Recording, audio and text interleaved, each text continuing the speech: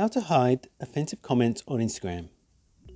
In this short video, I'm going to show you how you're able to hide offensive comments on Instagram. But before I do that, please don't forget to like this video and subscribe to my channel.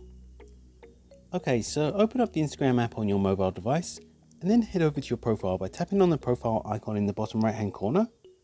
Once you're in your profile, tap on the menu button in the top right hand corner. Next, tap on settings. On the next menu, tap on privacy. On the next one, tap on hidden words.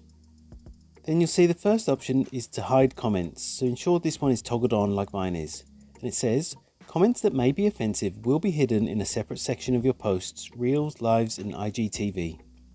So make sure you have this one toggled on to hide offensive comments.